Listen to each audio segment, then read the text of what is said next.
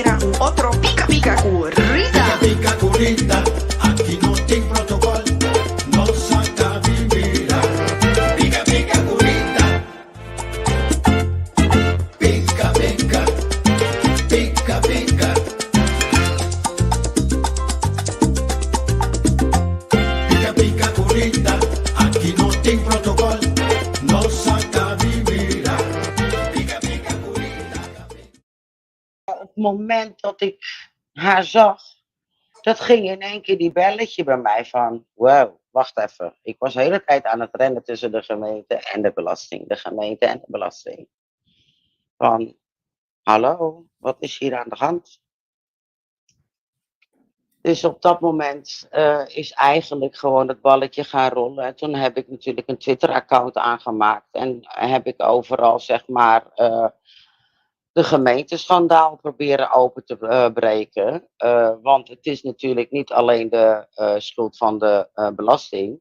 Uiteindelijk kom je natuurlijk bij de CWS terecht, de Commissie Werkelijke Schade. En de bepaalde jaren gaan daar niet meegenomen worden. En ik had zoiets van, wacht even, als jij het hebt gedaan, dan ga jij het niet oplossen. En als jij het hebt gedaan, dan ga jij het niet oplossen. Dus de belasting is eruit gekomen van, oké, dat is natuurlijk eruit gekomen dat ze fout zijn, oké. Maar dat stukje erkenning van de gemeente zou dan ook natuurlijk gewoon moeten gebeuren. Omdat er ook gedupeerden van de gemeente zijn. En Ja. zodoende heb ik natuurlijk ook met de ombudsman heb ik gesproken, met de ambtenaren heb ik gesproken van gemeente Rotterdam. Ik heb zelf natuurlijk ook waanzinnige contactpersonen zelf hoor. Het was moeilijk om het te begrijpen vanuit de kant van de gemeente, want ze snapten het in het begin zelf niet van. Maar toen ik eenmaal alles ging neerzetten en vertellen en neerzetten, ja, dat ging natuurlijk ook een belletje rinkelen. En voor hier in Rotterdam heb ik dus wel na 3 jaar de gesprekken te voeren, ook met prinses Laurentien, met iedereen hoor. Om de wegen open te kunnen maken voor de gedupeerden. Dus als jij dan erkend gedupeerde bent van de belasting, dat je dan gewoon aan je contactpersoon kan doorgeven. Ja, ik ben ook vanuit de gemeente, maar er zit wel heel veel maartjes aan. En daar wil ik wel even een duidelijkheid in brengen. Je moest je kind Ja, snap ik. Ja, nee, snap ik. Sorry dat ik je onderbreek hoor. Maar reden waarom ook. Want kijk, ik als hulpverlener heb altijd aan de andere kant gezeten. Zonder erg in te hebben. Want nadat ik jou heb gesproken, toen we alles zijn gaan uitpluizen, ben ik er ook nog eens achter gekomen dat ik los van de Belastingdienst ook een gedupeerde ben vanuit de gemeente. En omdat ik als hulpverlener binnen het systeem werk en op de werkvloer werk, kan je niet verder kijken dan dat je neus lang is. Want we werken heel hard op de werkvloer. Het is ook niet, wat ik ook zo fijn vind aan jou, Sam, is dat jij elke keer benoemt dat je niet tegen de ambtenaren bent. Nee. Je bent niet tegen de dingen die ze aanbieden, maar je bent tegen het feit dat die erkenning er niet is, zodat dat ene gedeelte ook nog eens benoemd wordt. Want als we gewoon gaan kijken naar onszelf, ja? Als ik iets verkeerds doe, dan moet ik mijn excuses aanbieden als ik berouw heb. En dan kan je door. Dat geldt dan ook voor de instanties. In dit geval heeft de belasting dat gedaan. Dat is geëxplodeerd overal. Maar waar ik niet een oog op had, waar ik heel erg blij ben waarop je me geattendeerd hebt, is dat de gemeente dus onder de vleugels hangt van de Belastingdienst. En waarom wij deze live, want voorheen hebben we het heel erg gehad over de ervaringen van een ieder. En nogmaals, jongens, we zijn hier niet om de gemeentes af te kraken, om de staat af te kraken, want we zijn hartstikke blij met de sociale voorzieningen die er zijn, met alle mogelijkheden die er op dit moment zijn. Maar er is een cruciaal punt, want heel veel mensen die als erkend gedupeerden door de integrale beoordeling zijn gegaan, die kunnen dus niet met een compleet plaatje naar het CWS gaan, omdat de Belastingdienst dus zegt, hey, voor deze jaren gaan wij jou niet compenseren, omdat dat onderdeel is van de gemeente. En daar, die pijnzere punt, daar moeten we op komen. Dus Sam, jij bent dus via tv, hè, zo ben je erachter gekomen toen de mensen waren begonnen, hè, met heel deze movement. En toen ben je verder gaan speuren Weet je wat het was? naar hoe het nou daadwerkelijk zat. Ja. Hoor Zeg je het maar, mij zeg het goed? maar. Want ik hoor jou af. Jullie vallen weg. Jij valt weg soms. Oh, maar ik Horen hoor jullie jou mij? wel goed. Jongens, horen jullie ons goed in de comments?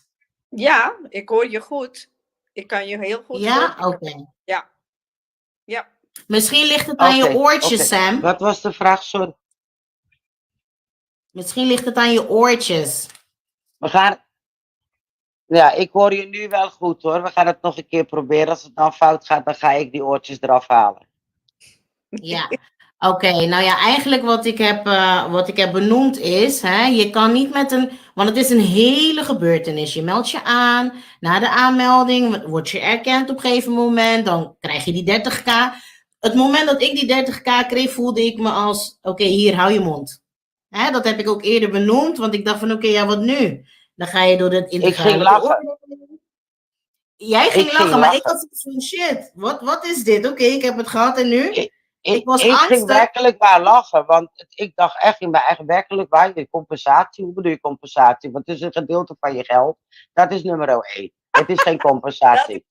Dat is waar. Ik heb er 17 jaar over gedaan, hè. Ik heb er 17 jaar over gedaan. En dan kom je me zeggen dat het een compensatie is. Het is geen compensatie. Het is Nee, ik noemde het hush money. Ja, noem het, geef het beestje een naam. Ja, kun je ook zeggen, inderdaad. Nee, ik moest er echt om lachen van, even serieus. Dit is heel snel gewoon die 30k doorheen jagen. En dan zo fout doorheen jagen, dat er zelfs ook hele foute mensen ook die geld hebben ontvangen. Ja, want laten we niet vergeten, fraudeurs zijn er.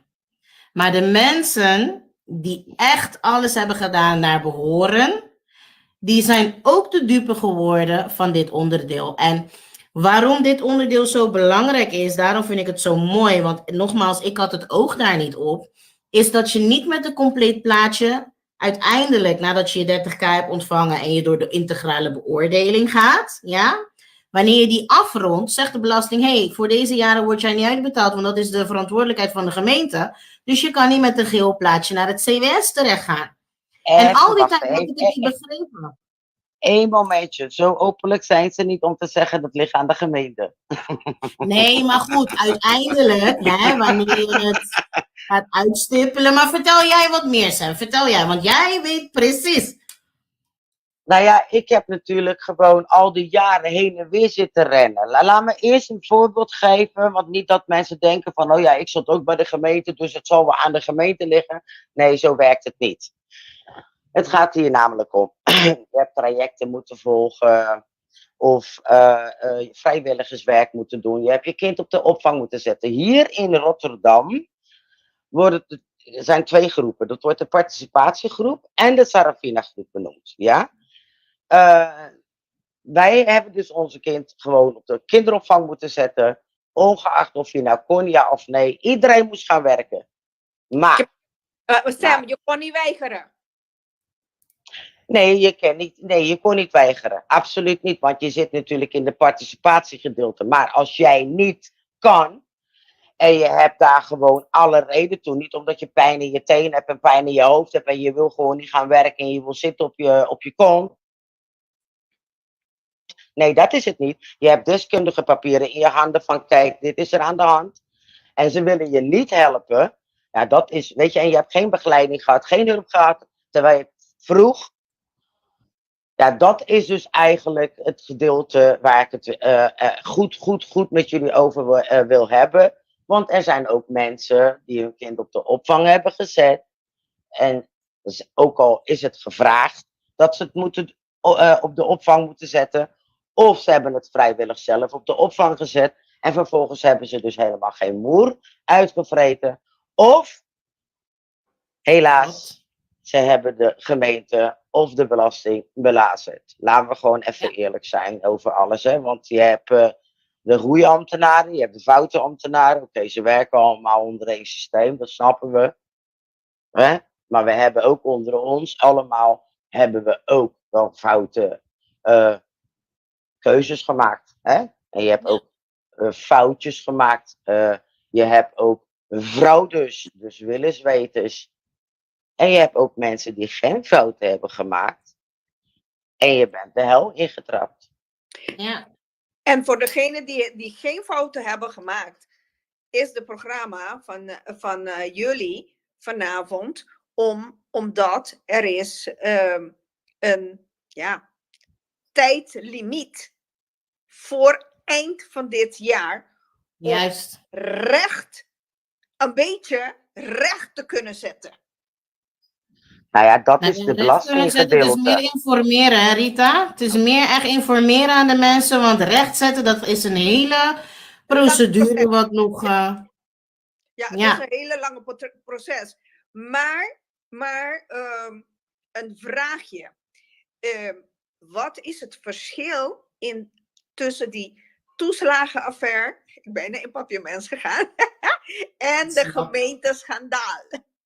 Je was me voor, Rita. Nou, het is Ja, geen nogmaals, het is mensen, geen- wacht, Sam. het is geen Voordat je verschil. antwoord geeft. Sorry, voordat je antwoord geeft. Reden waarom Rita nu ook me even vragen stelt, want zij heeft natuurlijk de menigte op Facebook.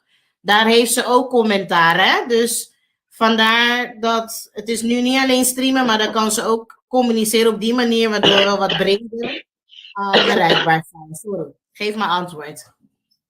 Ja. Het is geen verschil. Nou, laat ik het zo zeggen, het is in elkaar verwikkeld. Want omdat, kijk, laat ik het zo zeggen, hè.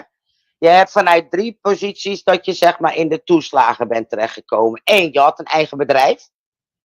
Of je was vanuit de werkende positie. Of je had natuurlijk een bijstand, een aanvulling, een vrijwilligerswerk vanuit de bijstand. Hè? En wat daar had moeten gebeuren is, de belastingvraag op een gegeven moment, de uren van de opvang, het vraagt jouw studiegebeuren, papieren van de gemeente. En dat gedeelte had dus de gemeente naar de belasting. Ze hebben allemaal contact met elkaar hoor, maar ze hadden dus eigenlijk dat door moeten sturen, zodat wij geen aanslagen hoefden te krijgen. En dat valt gewoon in elkaar. Dus het is gewoon in elkaar verwikkeld. Ja, klopt. Klopt. Ja. Snap Alleen je? die namen veranderen. En ik weet... Die Namen veranderen. Die namen? Ja, het gemeenteschandaal en de toeslagenaffaire. Nee, het is Nou, geen het affaire. Het is een schandaal. Ja. Het is geen affaire. Het is allebei een schandaal. En het is in elkaar verwikkeld. Ik weet niet of jullie inmiddels al wel de laatste weken naar de verhoren hebben gekeken van Rutte. Nou, Ruud, Jij hebt mij die gestuurd, ja. Heb je nu inmiddels wel gekeken? Ik ben nog steeds niet helemaal doorheen, Sam. Ik ga niet voor je jokken. Ja, maar ik heb het nodige gezien. Ik heb het Weet je nodige waarom? gezien. Nee, maar kijk, nee, want je hebt het niet het nodige gezien. Want als je de nodige had gezien, dan had je precies geweten dat al en iedereen met elkaar te maken heeft. Maar dat weten we toch al? Want het is één grote domino-effect. Nou, dat weten we, althans dat weet jij nu. Dat heb ik gewoon best wel lang ook geprobeerd om jou uit te leggen van hoe of wat. Ja. Maar als Ik luister, je hè? echt, als je dus, ja, het luisteren, maar als je kijkt naar dat stukje wat ik je heb gestuurd, dan gaat er bij jou nog grotere belletje rinkelen van wow. Maar daarom is dit nodig, omdat dit groter is dan onszelf. En daarom doen we de lijst elke keer weer. En net als nu, kijk, we zijn nu weer verder dan een paar maanden geleden. We weten wat meer. Ja? En daarom is het belangrijk, want die vraag die Rita net stelde is, misschien snappen de mensen die nu luisteren, snappen ze het niet zo goed. Wat is het verschil tussen de belasting en de gemeente? Waarom benoemen wij dat allebei onder ze vallen onder één dak nu, als we Dak, kijken ja. naar wat ze laten zien. Maar Ja. is het eigenlijk ook los van elkaar? En daar moeten we op komen, zodat we uiteindelijk kunnen gaan praten van wat zou een goede manier zijn, waardoor we daadwerkelijk kunnen praten over een compleet herstel en de menselijke maat, wat ze continu roepen in de media.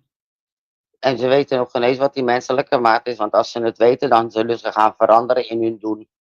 En wat En ik daarom hoor, zijn we hier. en wat ik zie, en wat ik lees, en wat ik spreek met diverse mensen. Het is alleen het roepen van, wij zijn ook fout geweest. Ja, En erkennen. benoemen en Je wil dat de mensen, dat wij jullie gaan vertrouwen. Hè? Dat de gemeente vertrouwd wordt. Hey, begin met die erkenning, want je hebt net zo hard de hel van de mensen gewoon. Je hebt de Ja. hel beleefd voor die mensen, weet je. Dat is, ja. En er is, weet je wat het is? Je zegt net, er is meer. Tuurlijk is er meer, hè. Meer gedupeerden dan alleen de toeslagen. Het is, maar daar hebben we het niet over. Er zijn natuurlijk meer. En ik pak het gedeelte Zeker. dat je gedupeerd bent geraakt, in de toeslagen bent getrapt. Dat gedeelte. En als we het erover hebben, de gedupeerde alleen los van de gemeente, van de belasting, dan heb je heel veel Dan dingen. hebben we een hele andere ding. Daar Maar heb we je hebben... Maar daar kan ik me niet in mengen. Maar ik kan me wel inmengen. Omdat wij vanuit hier in Rotterdam heb je 10.000 gedupeerden met partners en kinderen zijn het ongeveer 30.000. En het is niet alleen door de belasting, maar ook door de gemeente. Dus je bent vanuit de gemeente, omdat je nog niet eruit was, je bent erin en je bent jarenlang zo gegaan. Dat is in elkaar verwikkeld. En dat is een gemeente gedupeerde wat doorgetrapt is naar de toeslag. En we kunnen niet erover hebben dat iemand niks met de toeslagen te maken heeft en wel met de gemeente. Daar ken ik honderden van. Maar die kan ik niet erbij gaan trekken, want daar ben ik... hebben we het nu ook niet over. Oké. Daar hebben we het ook niet over. Het gaat puur over want het is begonnen bij de toeslagenaffaire. En dankzij dat zijn we erachter gekomen dat de twee verwikkeld zijn met elkaar. Dus nu dat we het erover hebben, Sam, kan jij een voorbeeld geven van jezelf? Want bij jou is het begonnen met de trajecten. Kan je misschien uitleg geven aan de mensen, aan de luisteraars hier, hoe dat in zijn werk is gegaan? Nou ja, bij mij is het in ieder geval, ja.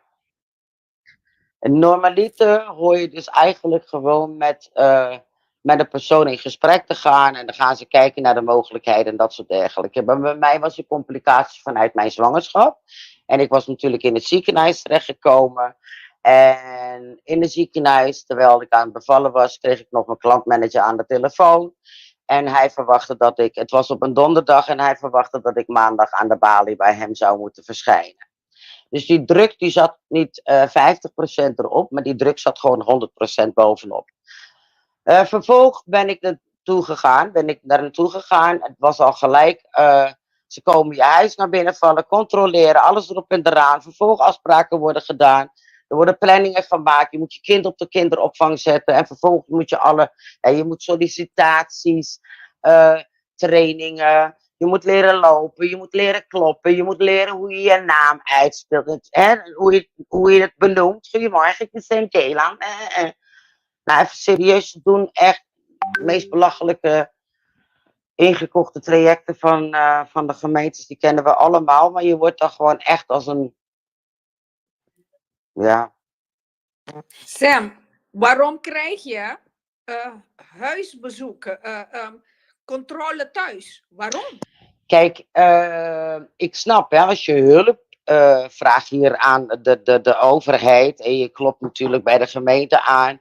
En ze willen natuurlijk gaan controleren, hè, of je daar alleen woont. En of je geen rare dingen doet of whatever, wat het ook mag zijn. Want je vraagt natuurlijk hulp aan de overheid. Hè, want je krijgt het geld daar vandaan, niet van je vader. Vandaar. Dus dat willen ze gaan controleren. En ik snap dat je gaat controleren, maar dan moet het op een menselijke manier. En als je dan 1 keer naar binnen bent gevallen en 2 keer naar binnen bent gevallen, waarom moet je 4, 5 keer naar binnen vallen? En dat snap ik dan niet. Maar dan alsnog, het hele gedoe eromheen, je wordt gewoon gekleineerd, vernederd. Word je niet psychisch ziek? Nee, ze hebben mij niet ziek kunnen maken. Ik ben wel heel erg gegaan. Ja. En ik ben als een idioot gegaan. En ik heb dat in mijn leven 17 jaar lang gemaakt. Zo. En nu, sinds december, ben ik gegaan en ik ben weer aan het gaan. Dus ik weet niet wat het is. Ik weet wel een gezegde hier zo. Onkruid vergaat niet. Laat ik het daarover hebben. Ja. Makkelijker. Nee. Ja. Maar laten we even geloof mij, je kan echt goed doordraaien. Want ik heb thuis gezeten. Ik heb mijn oogleden bijna eruit zitten janken. Ik had geen kracht, niks. En ik smeekte van ik weet niet hoe ik het moet doen. Want mijn kind lag continu in het ziekenhuis. Ik ga daar niet over mijn persoonlijke helemaal. Maar dan hebben we een hele uur kwijt eraan. Dan ga ik jullie ook niet aandoen daar allemaal in het live. Maar het is niet op een leuke manier. En buiten die leuke manier, om die leuke manier heen, dan ben je nog en aan het doen wat ze zeggen. Je bent aan het rennen. Je bent echt een slaaf. Ik ben echt werkelijk een geslaagde ex-slaaf van gemeente Rotterdam. Je doet alles. En je rent. Hallo, die aanslagen. Ik verdien geen piek meer, maar ik krijg wel heel veel aanslagen. What's happening? En ze deden allemaal de ogen dicht. En dat is een hel, want je komt in een doolhof terecht. In een donkere tunnel. Nou, zie je die licht maar te vinden. En dat heeft 17 jaar geduurd bij mij. Ja, heftig. En daarom vind ik het jammer dat die datum tot 2 januari is. Ja, want er zijn heel veel mensen, zoals je zelf benoemde ook, die niet eens weten of ze gedupeerden zijn. Heel veel die angstig zijn om zich aan te melden, omdat ze de angst nog steeds met zich meedragen. Ik bedoel, zelfs ik had het laatst over met iemand en hadden het over post, om je post open te maken. Ik bedoel, voor mij is dat nu nog steeds een ding. En laat staan voor anderen. En maar laten we even teruggaan naar het traject. Sorry hoor Rita, het traject. Want wanneer je meedoet met het traject, want de participatiewet, het doel erachter is mooi.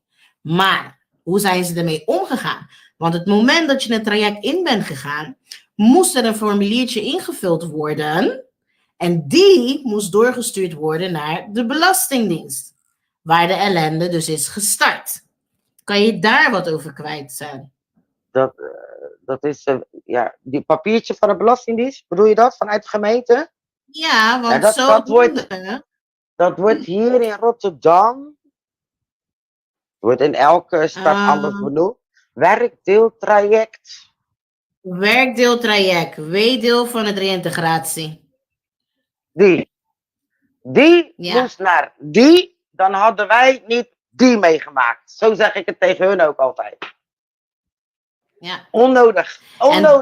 Maar dat is dus een cruciaal punt. En dat vind ik dus zo lastig. Want in de loop van de maanden, want voor mij is TikTok eigenlijk een uit de hand gelopen grap geweest.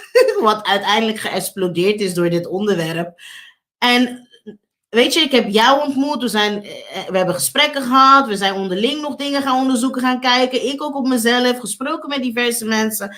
En dan kom je erachter dat de gemeente heel snel zegt van we hebben ook wel wat dingetjes gedaan, maar daarom hebben we dit. Dus ze overlappen het. Je hoort niet, ze schrijven het. Precies. Nee, ja. En dat is die zere punt. Welke is dat die waar jij mee in gesprek bent geweest, daar zo? Welke gemeente? Ik heb met diverse mensen gesproken. Trouwens, ik hoop dat deze persoon in de live is. Dat is iemand vanuit gemeente Maastricht. Die heeft mij benaderd, maar ik was toen in Londen. En door al die berichten die ik binnen heb gekregen, ik kan het bericht niet vinden. Dus ben je toevallig hier in de live, alsjeblieft bericht me weer. Maar ik heb diverse gehad, want onderling wat je dan ziet, de ambtenaren zelf, een aantal van ze waar ik persoonlijk mee gesproken heb, die zeggen van, hey, dit is niet oké. Maar we doen het beste wat we kunnen doen. Hè? En je hebt ze nodig. Maar ze zitten vast aan die regelgeving. En ze kunnen maar niet verder. En dat is eigenlijk het volgende punt waar ik met jou wil komen, Sam. Want je strijdt niet voor niks, hè. We willen die meldpunt hebben.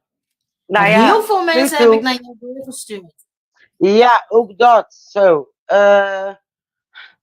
Weet je, ik heb het natuurlijk met Rotterdam erover gehad. Joh, kom nou eens met een meldpunt, want ik word er moe van. 7 dagen in de week. Ik ben er al 3 jaar mee bezig en ik moet me echt richten op mijn kind. Hè? Ik moet me richten op mezelf, serieus. Maar ik kan ook niet die mensen laten stikken om te zeggen van zoek het maar uit en kijk maar hoe je je ding gaat bereiken, je stem gaat laten horen. Dus uiteindelijk ga je dan toch nog met die lives en toch de telefoon opnemen, toch de appjes, berichtjes ga je lezen. Ze hebben toen gezegd, info, wat was het? Ik had je gestuurd, Informatiepunt, in ieder geval in Rotterdam. Want de rest ze hebben allemaal een informatiepunt, maar het is voor de toeslagen gedupeerden, niet van de gemeente. Ja, maar er werd mij gezegd van nee hoor, hier kunnen ze melden. Maar jij hebt ook gebeld in ieder geval. En heel veel ouders die hebben mij teruggebeld om te zeggen van Sam, ik belde, maar die persoon weet het helemaal niet. Want de belasting is natuurlijk landelijk. En dit is natuurlijk niet... Ik zeg ja, maar dan ga ik bellen. En dus heb ik gebeld. En toen heb ik gezegd joh, dan moeten jullie met de teamleider of wat dan ook gaan spreken. Jullie dat moeten gaan oplossen. Sorry hoor. Want alles komt zich bij mij aanmelden. En ik werk niet bij de gemeente. En ik ben geen ambtenaar of wat dan ook. Ik ben een gedupeerde ouder. Ze weten dat ik hier de wegen heb geopend. Ze zien jou als redder. Maar ergens voelt het alsof er ook... Sorry dat ik het zeg, maar het voelt ook alsof er gebruik gemaakt wordt van. Want er wordt wel benoemd. Wist je nog, zijn we aan het praten? Je had het erover, het meldpunt en dit en dat. Die zou er komen. Maar tot nu toe, voor alle mensen die beseffen dat ze dus dubbel gedupeerd zijn, die komen binnen gemeente Rotterdam alleen binnen via Sam. Er is geen meldpunt, want ze benoemen van Sam, weet je, het is goed wat je doet, maar je moet ook denken aan jezelf. En weet je wel, maar waar is dat punt? Wanneer gaat de gemeente zelf ook zeggen van, hé man, jullie hebben gelijk. Doordat wij dat papiertje niet hebben ingeleverd, doordat wij bepaalde dingen hebben gedaan tijdens het traject, moeten we kunnen zeggen van, hé, dat is ons onderdeel. Wij gaan jou helpen. Dan kan je werken aan herstel. Ja, weet je wat het is? Er moet wel een meldpunt eigenlijk komen. Maar ik snap ook als ze geen meldpunt willen gaan openen. Zal ik die stukje ook even uitleggen wat mijn denkpunt daarover is? Je mag je mening geven. Als je nu terug gaat denken naar... Dus dat, als je gaat kijken naar het moment dat mensen zich gingen melden als gedupeerden bij de belasting, ging als tierenlier iedereen zich aanmelden. Er is zelfs iemand geweest die voor 1 euro heeft aangemeld en die is met 30.000 vertrokken. Ja. Laat ik het zo zeggen. En dat gaat natuurlijk ook bij de gemeente gebeuren. Dat wordt niet 1, dat wordt er in één keer 10.000. En buiten die gedupeerden van de toeslagen, wat in elkaar is verwikkeld van de gemeente en wat los is van die komt er ook nog eens bovenop. Ja. Maar ik heb dit en ik heb dat en alles komt er bovenop. Ja, maar ik zou me god niet weten hoe ze dat moeten gaan oplossen en over die drempel heen. Maar dan moet je maar het risico gaan nemen, verlos me van die ding. Want ik ben elke keer met die mensen bezig. Je moet dit doen, je moet dat doen. Hier heb je er nog geen en nog geen en nog geen. Ja. Ik Maar snap Ja, want die nu ben angst. jij die meldpunt in Rotterdam. Ja, Maar ja. een vraagje. Zou het niet makkelijk of beter als massaal iedereen bij jou meldt en jullie zoeken 1 of 2 advocaat en laat die 2 maar de traject gaan lopen. Waarom niet? Moeilijk. Ik heb, ja. Want Ik samen heb zijn een sterk. topadvocaat, man. Ik heb, ik heb een topadvocaat. Voor mijn zaken, voor mij wordt opgepakt nu. Dat laat ik daarover. Maar bedoel jij gewoon massaal, je wil het landelijk. Ja, Landelijk. Zal ik het eerlijk zo zeggen? zeg het Oh eerlijk, god. eerlijkheid. Meneer, als je aan het meekijken bent, het geldt niet voor jou hoor. Maar buiten mijn ding, die hebben geen ballen. Die advocaten hebben geen ballen. Die hebben geen. Nee, sorry dat ik het zo moet zeggen. Nee. Niemand gaat zeggen, kom, we gaan landelijk aanpakken. Ik weet niet wat het is. Ik weet niet Nou, wat het is. dan moeten we een pittige tante zoeken die een goede advocaat is. Want dan heeft zij haar ballen binnen. Nee, ik ga niet energie. Nee. Ja. Kijk, Nee. het is zwaar en Nee. beladen. Er Nou, komt laat heel ze veel even bij lekker kijken. massaal bij Shell even. Bij Shell mogen ze zich melden. Jongens, allemaal bij Shell melden. Ja. Want die gaat natuurlijk veel verder daar zo die kant op. Hè? Doei. Nee, niet bij mij. Ik ben al 3 jaar bezig hiermee. Ik wil juist verlof worden met ideeën. En dan moet ik gewoon nog meer op mijn dak halen. Dat ga ik niet doen. Sorry. I'm sorry. Ja, Ja. maar, Nee, maar ik begrijp het wel, want het is veel. Maar je kan Het het is wel gewoon niet veel, Rita. weten. Wat jij zegt, dacht ik ook, hè? En achter de schermen gebeurt heel veel. Ja, het een en ander kunnen we bespreken hier. Sommige dingen, als wij niet precies weten hoe of wat, dan kunnen we het ook niet delen. En dat maakt het dan lastig. Maar belangrijk van deze live is dat men gewoon weet van oké, hoe is dit nou in elkaar verwikkeld? Waarom is het belangrijk om een meldpunt te hebben vanuit de gemeente, zodat je echt een compleet herstel hebt? Want nogmaals, er wordt gegooid met we moeten kijken naar de menselijke maat. Maar nog steeds gebeuren de dingen tot heden. En het feit dat zij dus een ultimatum hebben gesteld aan de aanmeldingen die komen, ja, dat is gewoon zonde. En om even terug te komen wat Sam net zei, je had het over, weet je, toen met de Belastingdienst, iedereen ging zich aanmelden. Ja, dus het is lastig. Maar ik heb ook heel goed onthouden wat jij zei en ik ben daarna ook informatie gaan opzoeken. De gemeente heeft een controlerende functie. En de Dat Belastingdienst zei heeft ik hem niet, altijd toch? ja, en de Belastingdienst die Altijd. heeft hem niet op de manier zoals de gemeentes die moeten hebben. Dus stel je voor dat als die meldpunten gaan komen, dan kunnen ze aan de hand van die controles zien wie echt gedupeerd zijn en wie niet. Maar Daar dat ben ik weten persoonlijk zij. van mening van. Breek me de bek niet open, want ze weten van elkaar. De ene doet links, de ander doet rechts. Maar ze weten van elkaar. Ze bellen met elkaar. Vroeger gingen ze faxen met elkaar. Ze doen alles met elkaar. Koffie drinken met elkaar. Puddingbroodje met elkaar. Ze weten alles. Als jij hier een scheet laat, weet daar die minister het. Mhm. De Ze beschermen weten alles van elkaar. elkaar. Laat ik het zo zeggen, hè. Ze weten zelf wie gedupeerd is. Dus als een gemeentepersoon tegen mij al zegt, althans, net als die persoon die jou ook benaderd hebt, ja, ik vind het wel sneu dat het aanmelddatum tot en met 2 januari. Maar de gemeentes weten ook wie de gedupeerden zijn. Ja, maar waarom tot 2 januari? Wat voor gekheid is dat? Ja, maar kom op, Snelle dat geld. beperken, Dat doe niet zo hoor. Die geldpotje moet dichtgemaakt worden. Er moet niet meer een euro eruit, toch? Er moet een euro erin. Dat is het. Daarom moeten ze niet aanmelden. Ja, daarom moet iedereen massaal aan de slag. Weg van maken. Het is je recht. Ja, ik Het ben is al jouw 3 jaar. geld. Ja, ik ben al 3 jaar bezig, lieve schat. Maar Ja.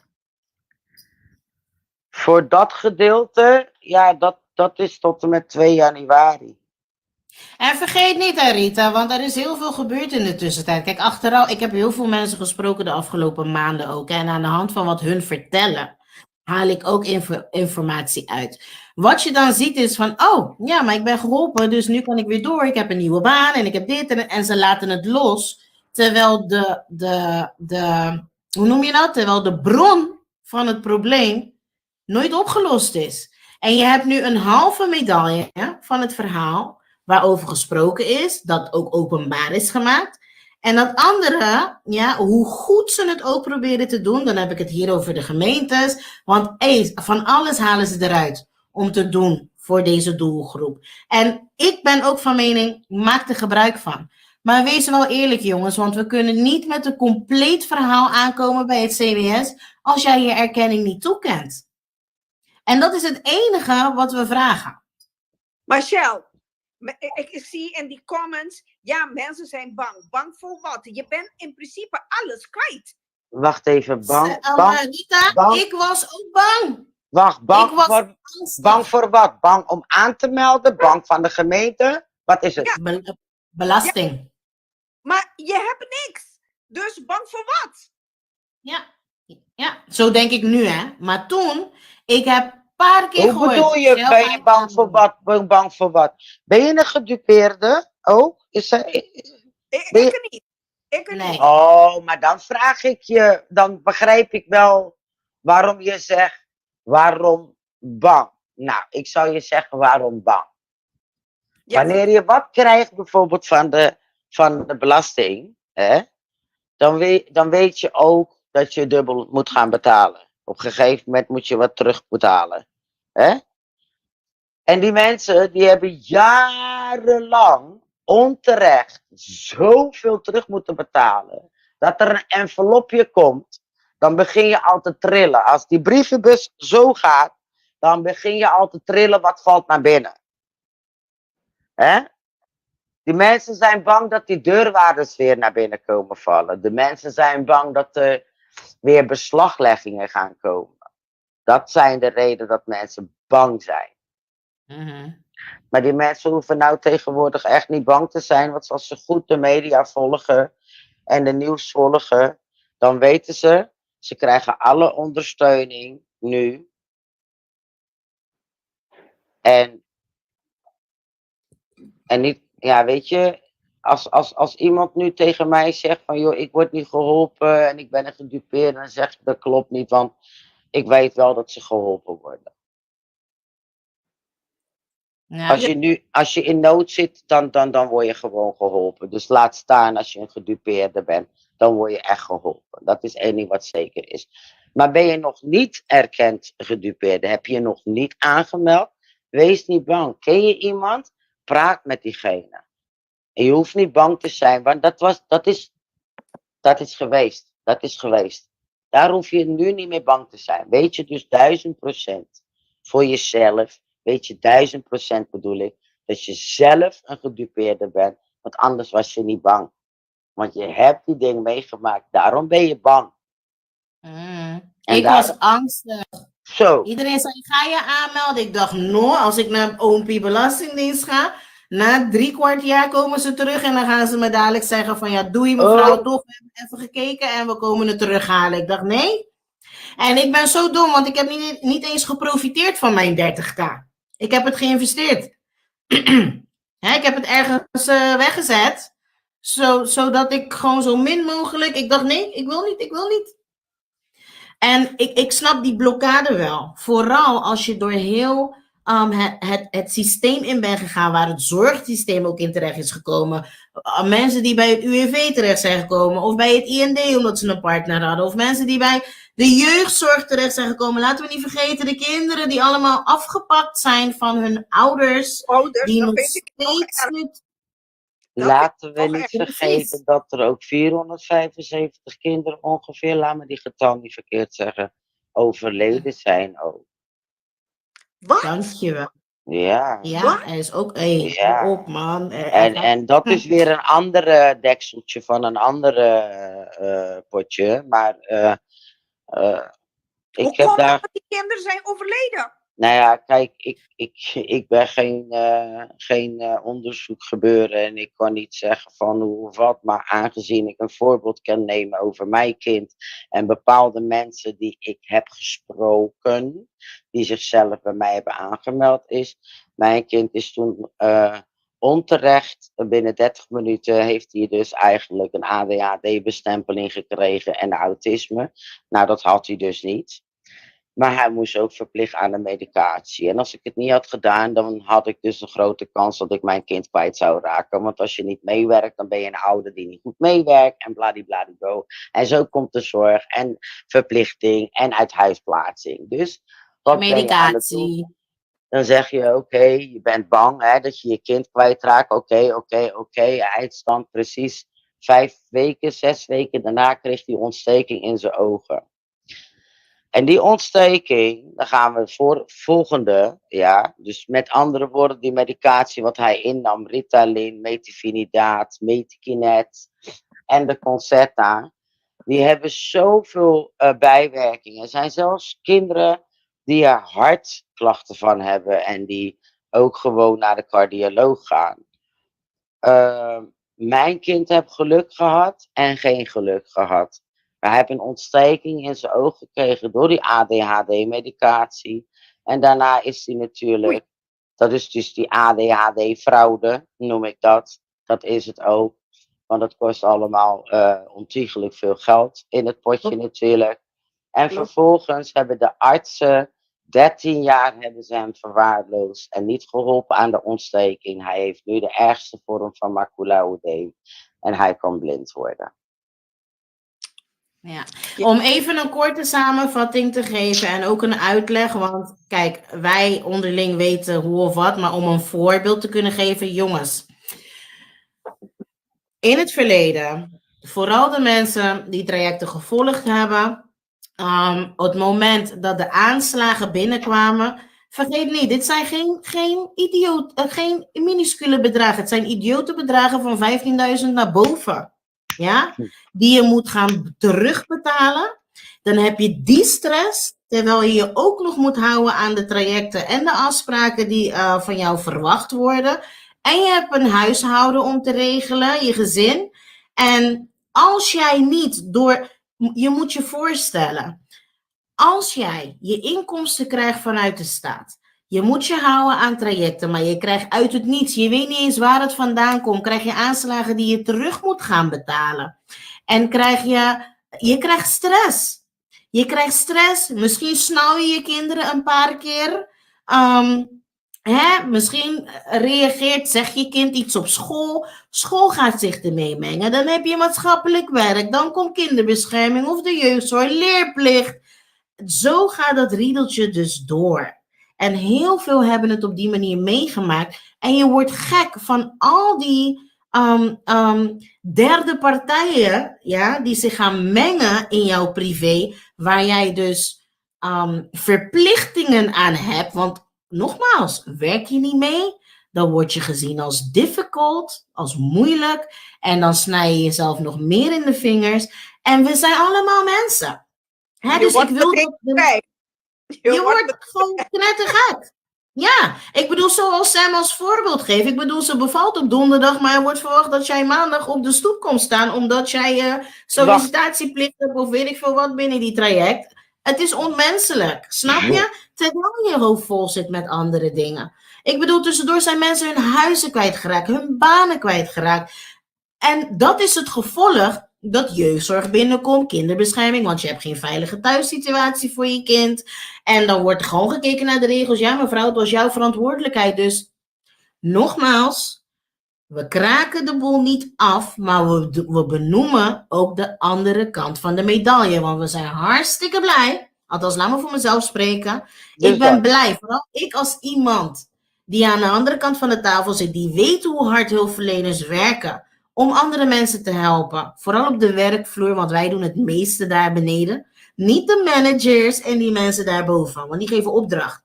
Wij doen het werk daar beneden. Dus wij voelen en proeven. Ja? Je komt klem te zitten.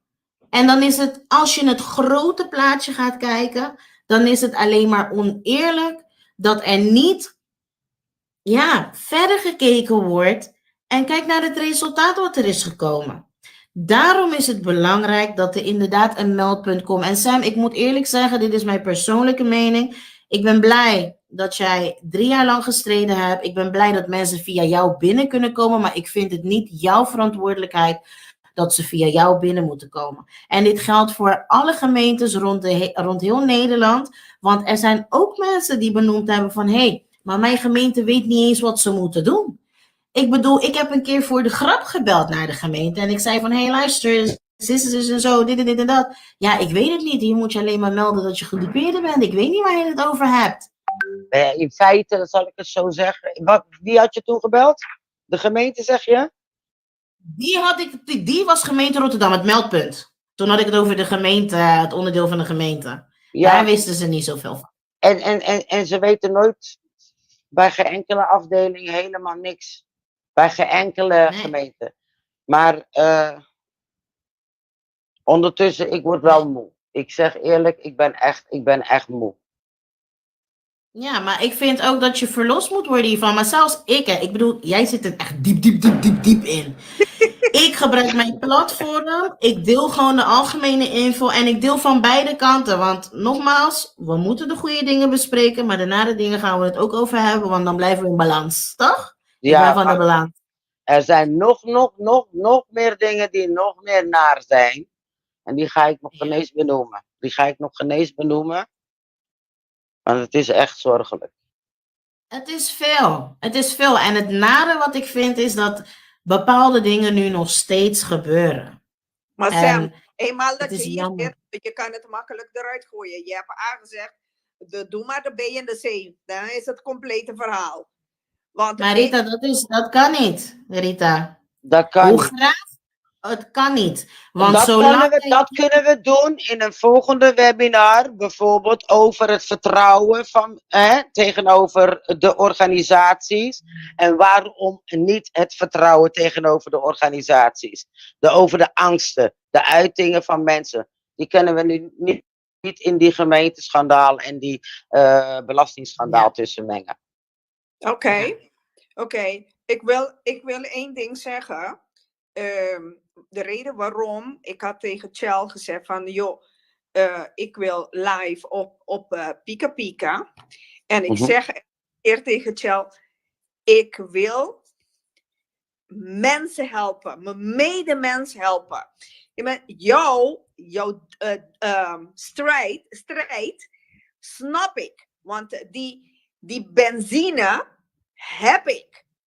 En nu zit ik in mijn hoofd achterbaan heen te gaan. Ik ben bereid die advocaten die ik heb in mijn achterhoofd. Heb je er één?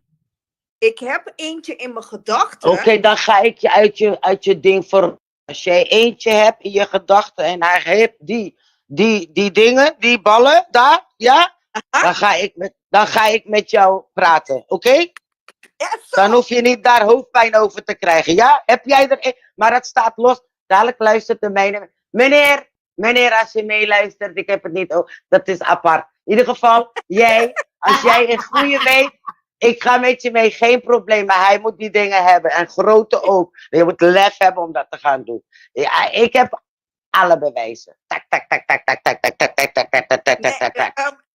Die persoon, ik ken haar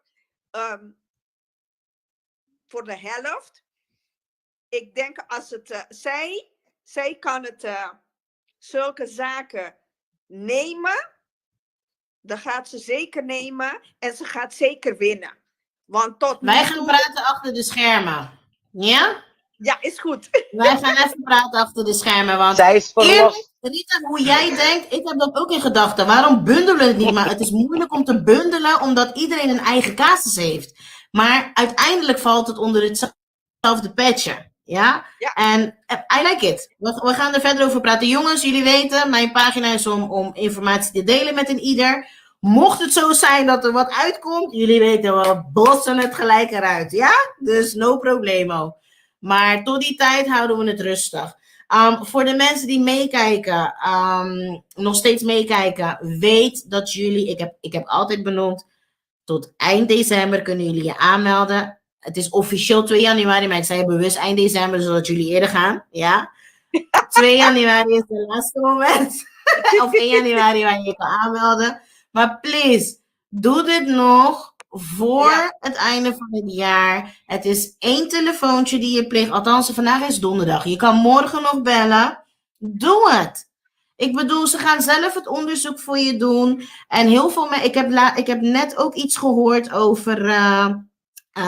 maar ik heb geen bewijzen. Jongens, ik heb daarover nagedacht. En bewijzen kan je overal vinden. Ja, want je weet bij welke werkgever je hebt gewerkt. Je hebt je cv. Je kan kijken op mijn overheid.nl. Je kan kijken bij de Belastingdienst. Je kan kijken bij... even kijken, waar nog meer? Overal kan je kijken. Ja, want ik zei ook, ik heb geen bewijs, ik heb alles vernietigd. Maar nee, je kan ze terugvinden. Je kan ze terugvinden. Misschien vind je niet alles, dat kan. Maar je kan een groot gedeelte wel terugvinden. Want ze moeten voor een aantal jaar hun dossiers bewaren. En los van dat, jij kan het zelf ook terugvinden in je oude e-mails. Heel belangrijk. Misschien weet je niet meer wat de code is. Er zijn zelfs manieren om dat terug te achterhalen. Jongens, we moeten stoppen met gelijk schreeuwen. Ah, nee, ik weet niet. Nee. Even chill down. Cool down. Even helder nadenken. Van, hey, ik zat toen daar. Laat me daar aankloppen. Ik zat toen daar. Ik had toen die e-mail. Laat me daar gaan kijken. Ik heb te maken gehad met die. Laat me zo gaan kijken. En dan kom je wel aan. Zonder angst. Nee, met angst. Met angst moet je die dingen gaan opzoeken. Want die angst moet jou bil motiveren. Zodat je daar naartoe kan gaan lopen. Het is je recht. Het is je plicht. Ik vind ook dat het onze plicht is. Ja. En nogmaals mensen, wij zijn blij met wat we hebben. Ja, althans met de dingen die aangeboden worden. Maar dat stukje erkenning is noodzakelijk als er daadwerkelijk gewerkt wil worden aan vertrouwen. De reden dat ik mijn post eruit heb gegooid, dat was puur over onze eigen vertrouwen binnen. Dat we niet opgeven. Dat we nog steeds met elkaar in gesprek blijven gaan. Dat we nog steeds de ballen hebben om naar elkaar te luisteren. Want zelfs ik heb mijn oren dicht gedaan een tijdje. Dat ik dacht van, ik wil niet meer horen. Ik ben helemaal zat. Ik weet nog dat ik Sam belde en zei, ik heb geen zin meer in dit werk. Ik wil het niet meer doen. Weet je, dus gewoon gaan. Want met elkaar kan je verder gaan. Onze medemens hebben wij ons nodig. Ons nodig. Iedereen op zijn positie. En met z'n allen worden we 1 team. Geloof mij maar. Daar geloof ik wel in. Ja. Zullen we even kijken wat voor vragen de mensen hebben in de comments? Misschien is dat fijn, want ik heb een aantal... ik scroll gewoon verder naar boven. Misschien ook fijn dat we dat even doen, want het kan zijn dat we een paar dingen vergeten zijn, hoor. Ik heb niet zoveel bewijzen. Arjan van Op de Land zegt van... Is Rita in januari bij Shell? Met wat? Wat heb je in januari, Shell? Ik ga jou benaderen, Rita. Gezellig. Met een wijntje. Nee, ik denk niet dat het met een wijntje is, helaas. Kijk, het is alleen maar dit mooi vind ik wel mooi. In gesprek gaan. Zie je, er is ook een positieve. Isra Joan, dit is wel per gemeente. De brede ondersteuning vanuit gemeente Arnhem verricht wel goed werk. Nou, geweldig. Als die Arnhem gemeente super is, hoop dat die andere gemeentes Arnhem ook gaan volgen. Dat is alleen maar goed. Topper, en ze is bijna klaar. Goed zo. Israël is al klaar. Israël heeft ook benoemd al eerder dat zij dus met haar advocaat, haar advocaat heeft 50 zaken vanuit dit onderwerp. Alle 50 heeft hij gewonnen. En zij is er goed vanaf gekomen. Dus dat is een plus. Dus er zijn ook succesverhalen inderdaad. Super, daarom super. Dat moet je gewoon doen. Gewoon doen. Ja. Ja. En iemand vraagt bij welke gemeente moet ik aanmelden als gedupeerde? Ja, in de gemeente waar je woont toch? Zo lief. Maar als het gaat om de toeslagenaffaire, dan kan je het nummer wat genoteerd staat bij de Belastingdienst, het UWT. Als je al googelt aanmelden toeslagenschandaal of toeslagenaffaire, je komt gelijk op de pagina met het telefoonnummer waar je moet bellen. Ja, ik heb hier Gert. Gert zegt, ik heb dat ook gehad met de gemeente. Die is gedwongen terwijl die een ernstige ziekte had. Zo. Om dus te houden aan de afspraken. Kijk, dan heb je het weer over de bejegening. Wat ook nog eens komt kijken. Omdat de gemeente zich paalrecht heeft gehouden aan het beleid wat hun volgen. Dus er werd geen rekening gehouden. Terwijl er wel altijd benoemd wordt van... Hey, we moeten kijken naar de autonomie van een ieder. We moeten gaan kijken of iemand capabel is om dit te kunnen doen. We moeten kijken of iemand in gesprek wil blijven. Maar ja, dat maakt mensen ook helemaal gestoord. Ik heb hier nog iemand, Daan. Daan vraagt, ik heb 30k gehad en ben daarna in bezwaar gegaan en heb toen nog eens €1500 gehad.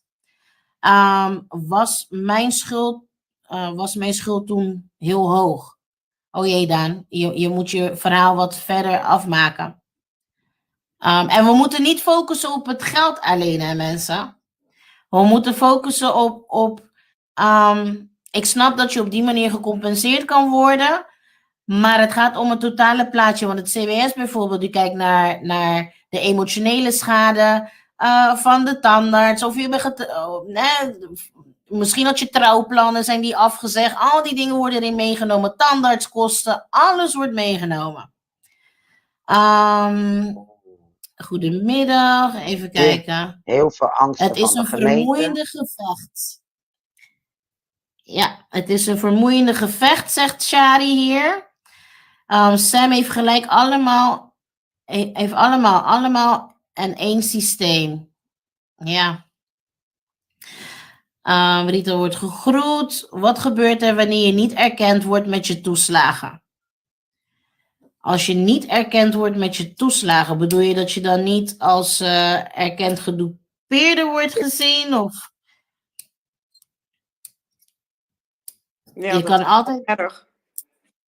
Ja, maar het ligt er ook aan, hè. We moeten wel kijken hoe of wat. Want ik heb iemand bijvoorbeeld gehad die zei... Ja, ik ben ook een gedupeerde, want ik moest uit het niets in 2000, ik noem maar wat, 1500 euro terugbetalen. Mijn hart, jongen, als ik lees als kinderen uit huis. Hier heb je Gert. 4 kinderen uit huis. Ja, heftig is dat, hè. Het is heftig. Gert, heb je je kids wel terug? Ja, ik krijg nu wel een klein beetje hulp. Hoe kunnen we alle gemeentes laten weten over de gemeenteschandaal? Gert, maak je maar niet druk. Ze weten het allemaal. Alleen moeten ze nu nog gewoon gaan erkennen. Ja. Daarom wil ik de webinar doen. Zodat... want dat Heb is jij- dan via... Kan jij wat voor mij doen? Wie, ik, hè? Ja? Wat moet ik doen voor jou? Je weet toch dat ik die filmpjes wat ik heb gestuurd. Weet je wat? Ik ga je bepaalde filmpjes sturen. Wat ik eerder heb gestuurd over de raad. Hè? En die moet je even naar haar toesturen. Dan hoort ze daar ook dat stuk. Ja, is goed. Ga ik doen. En anders geef mijn nummer ook aan haar. Heb je mijn Ja, nummer? ze heeft je nummer voor, maar kom goed. Ja, Oh. ik connect jullie wel met elkaar. Dat komt goed. Even kijken wat ik er tussendoor nog meer zie, hoor. Iemand zegt hier, ik weet niet of ik gedupeerde ben. Nou, ga even nadenken hoe je leven was in de afgelopen periode. Van 2005 tot 2019. Had je te maken met schrijnende zaken, dingen die niet klopten. Moest je ineens een gek bedrag boven de 15.000 betalen. 1500. Terwijl je aan de regels hebt gehouden. Aanmelden. Hier nog iemand. Elke blauwe brief heb ik angst voor. Ja, snap ik. Ik begrijp dat heel goed. Mensen groeten. Esria Joan, jongens, volg Esria Joan of lees wat ze zegt. Want nogmaals, haar advocaat heeft van de 50 zaken alle 50 gewonnen. Misschien willen jullie een advocaat hebben, kunnen jullie ook aan haar vragen. Althans Wie is hoop dat ik, dan? sorry, ik ben zomaar aan het Schrijf voor- even bij ja. de comments wie dat is dan. Ja, Ja, ze heeft me het heet gestuurd, advocaat. weet je dat? Hoe heet die Ze advocaat? heeft, ze heeft me het gestuurd. Ik moet gaan zoeken tussen al mijn dingen. Deze vind ik ook bijzonder. Gert zegt, hij was niet bang, maar hij werd, bij hem ging het automatisch. Hij werd zelf gebeld. Ja, Ik werd echt niet gebeld. ja, sommigen werden gebeld, want die staan dan in het systeem toch al. Woep, woep. Ja, sommigen werden wel gebeld. Maar ik ging bellen. Maar ik was niet bang. Ik ging bellen zo. Ik zei gelijk, ik wil mijn dossier. Nu, onmiddellijk, nu. Klaar. Ik ben klaar met jullie. Mijn dossier, nu. Ik was zo boos. Ja, en kan me zelfs voorstellen. dat, hè, ja. Die dossiers kreeg je ook niet zo makkelijk. En als je het krijgt, krijg je het met de zwart gestreepte dingen tussendoor. Dan denk ik, het is toch jouw dossier? Waarom doe je dat? Wat heb je te schuilen? Waarom wordt het verborgen? Hè, wil je open kaart spelen? Wil je dat mensen herstellen? Wil je dat mensen begrijpen wat er mis is gegaan en wat beter gedaan kan worden? Speel open kaart. En waarom, ook iets heel belangrijks, waarom is het bij elke gemeente anders? Omdat ieder zijn eigen regels heeft. Ze hebben hun eigen regels, dat klopt. Iedereen heeft, ja, Rotterdam is Den Haag niet, Den Haag is Amsterdam niet, Amsterdam is Utrecht niet. Dus ja, en hier bepalen ze helemaal hun eigen regels. Ja. Maar goed, het is wel een gezamenlijk probleem. Hè? Het is landelijk. Hetzelfde is gebeurd in elke provincie, bij elke gemeente.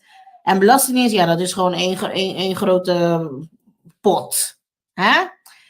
Dan zou je toch denken dat je dat op dezelfde manier aanpakt. Althans, naar mijn mening, hè. Ik vind hem lastig. Ik vind hem lastig. Maar ik wil de hoop niet opgeven. Ik ben blij dat er zoveel man toch nog bijeen is gekomen om te luisteren. Want ja, het is gewoon zwaar. Het is zwaar en het is veel. En ik zei ook aan het begin van deze live, ik ben op mijn vingers getipt, want ik ben al heel snel iemand van, oké, als dit niet lukt, dan gaan we daar. En we moeten door en we moeten dit. Maar nee, we moeten inderdaad gaan kijken van sommige mensen, die moeten leren omgaan met hetgeen wat ze hebben meegemaakt. Die kunnen niet zomaar helen en doorgaan. Zo werkt dat niet. En daar moet ook rekening mee gehouden worden. We staan er toch voor om hier samen te zijn, met elkaar. Afblijven. Zet eens terug. Zet het weer terug. Nee, laat het hier staan. Ik dacht, wat Naar de moet ik camera, afleiden? alsjeblieft. Wat Sorry. heb ik nou gedaan? Sorry. Oh, jee. Kom even tussendoor. Dit is als je dingen thuis doet, hè? Gert komt ook uit Rotterdam. Ja. Gert, waar kom je vandaan, Gert?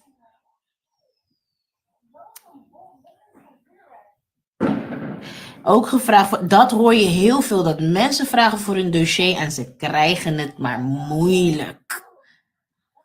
Veendam. Oké. Veendam. Ja, dan moet je echt voor jezelf opkomen. Zoals Sam. Sam is de grootste voorbeeld in dit geval. Ja, man, Sam is strijder. Daarom heb ik Sam gezegd, het interesseert me niet wat ze doen, ze blijven hier, aan mijn zijde. Nergens. Ze gaat nergens. Ik had trouwens ook een Frank. Ik had ook een Frank in mijn comments. En Frank zat er echt doorheen. Frank zegt, ik ga naar de gemeente. En de gemeente zegt me gewoon van ja, het enige waar we je mee kunnen helpen is als jij inboedel nodig hebt. En ja, dat zit eigenlijk. Ik weet even niet van welke gemeente die komt. En ik denk dat Frank zijn neppennaam is, want zijn profiel was, hij had niks op zijn profiel, daarom dat ik de naam ook gewoon noem. En hij zegt, ik weet niet waar ik heen moet gaan. En een maand of 2 later heeft hij me benaderd, zei hij, ik heb mensen gevonden die in hetzelfde schuitje zitten als mij. En ze hebben toen contact opgenomen met het lotgenotenlijn. En vanuit daar zijn ze dus, sorry als ik het verkeerd zeg, zijn ze samen gaan bundelen en zijn het gaan aanvechten via een advocaat. Maar ik weet niet hoe dat is afgelopen, want ik heb Frank ook niet meer gehoord. Ik heb hem ook niet meer gezien tussen mijn dingen. Maar ik ben best wel benieuwd hoe dat is afgelopen. Maar ik vind het gewoon vervelend, want ik denk, ja, we moeten door. Maar geef ons ook de mogelijkheid om met een compleet plaatje de boel af te ronden. That's it. Dus dat. Dat is het enige. Als je dat doet, kijk, dan kunnen we door. Dan kunnen we echt door. Van, hé man, dit is gebeurd, maar ze hebben gezegd zo en zo en zo. Klopt, niet mondeling. Maar ga net als Rutte je excuses aanbieden en stuur die brief hier thuis. Nee. Ik kreeg die brief thuis. Ik heb hem met mensen verbrand. Toen ik die brief thuis kreeg, ik dacht, wat heb ik hier aan? Maar... Ja, serieus? Huh? Nee hoor, heb je hem weggegooid? Nee, ik heb hem toch... Maar ik heb hem weggegooid. Ik deed zo. Maar later heb ik hem opgepakt. Hij heeft duur papier gebruikt. Lijkt net diploma. Dat was een stevige karton. Geplastificeerd, ingelijst. Maar Ja. serieus, die excuus van hij zegt heel snel sorry. Ik hou niet van het woordje sorry. Ja, maar kijk, wat Missy ook zegt, sorry met herstelling, want anders is het voor mij maar woorden. Kijk, en dit is het. Veel mensen voelen zich zo. Ja. Sorry, helpt niet. Gert heeft het ingelijst en met frame en in een frame. Bedankt, Rutte.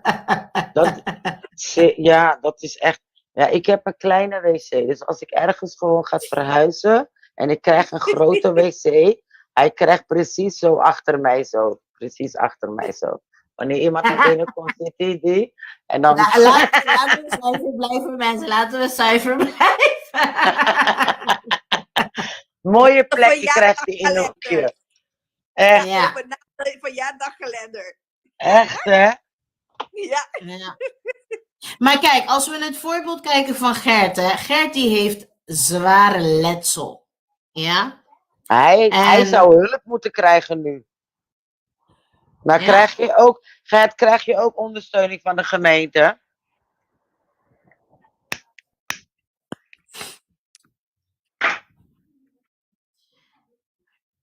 Even kijken. Ja, hij krijgt ondersteuning van de gemeente. Ja. Kijk, En daar moeten we dat ook is gebruik hartstikke van mooi. maken. Maar Gert die zit in die strijd, hè? Hij gaat voor de... Hij is net als jou. Elke keer zit Gert in mijn comments en dan denk ik, Gert man, Gert, ja. Gert. Eigenlijk zou Gert ook naar boven moeten komen, zodat hij, als hij wil, zijn verhaal zou kunnen delen. Maar ik weet niet of hij naar boven... Laat me kijken of hij naar boven kan. Gert! Je hebt voldoende volgers. Jij zou ook live kunnen gaan. Zou je dat in de toekomst willen doen? Als ik een fout maak bij de Wat in de belasting, moet ik toekomst? ook betalen. Dus zij Gert! en ze verbeteren. Dit mag Gert, kom niet. naar boven. Gert, wil je naar boven komen, Gert? Waar is die? Ja, maar we hebben... Oh, jongeren hebben ook ondersteuning. Inderdaad, jongeren moeten ook ondersteuning hebben, inderdaad. Maar dit gaat over de gedupeerden. Ja, de kinderen hè, van de gedupeerden, neem ik aan. Dat ze zich dat ze daarop Ook aanmelden. Die zit al in het systeem. Oké. Die vallen onder Als de ouderen. gedupeerde kind bedoelt hij. Ja, zie je? Ja, die gedupeerd zijn. Ja, gedupeerd kind. Trouwens, jongens, gezien ik jullie toch nu hier heb. Ik heb een casus van een dame. Zij is nu pleegouder van haar eigen kleinkinderen. Ja? Van haar eigen kleinkinderen. Moeder, die heeft hulp nodig. Die moet echt de zorg in, psychisch. Maar die is ook van alle kanten. Nou ja, ze is ook een gedupeerde. Ja? Maar omdat zij pleegouder is geworden. En het WSG die zit ertussen. Is het een heel gedoe. Ik moet me gaan verdiepen hierin. Is het een heel gedoe. Zodat die kinderen de kindregeling kunnen ontvangen. En omdat moeder niet stabiel is. Hoe moet ik dit vertalen? Moeder is niet stabiel. Dus we hebben oma, moeder, kinderen. Oma heeft nu de kinderen en moeder is niet stabiel. Ja?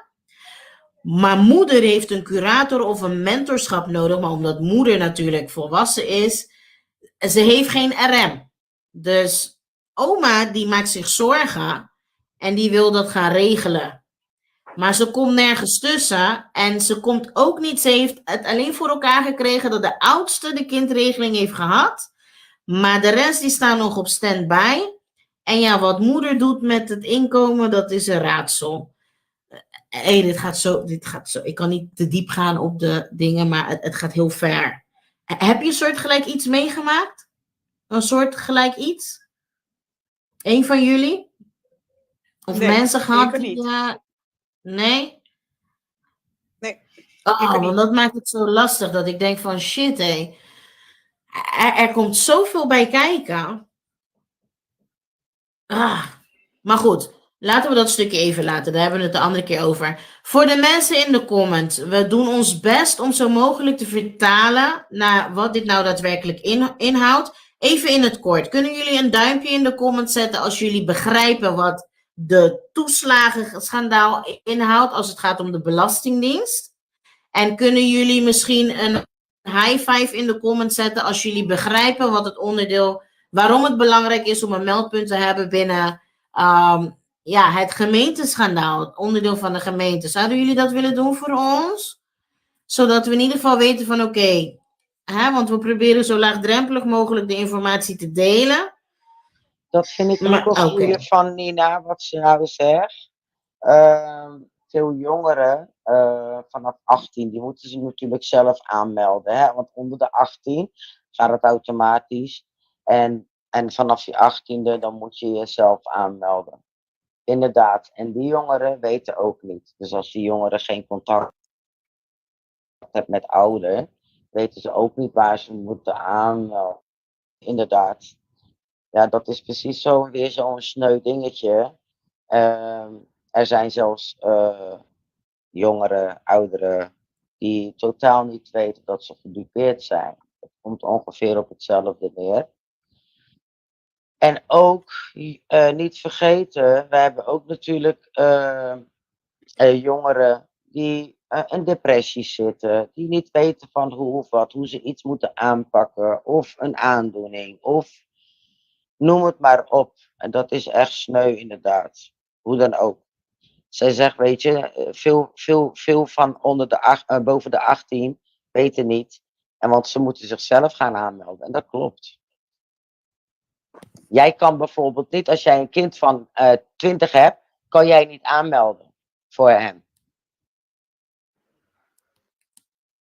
Ja, ik heb wel gevallen gehad waarbij ze zelf de brief hebben gekregen.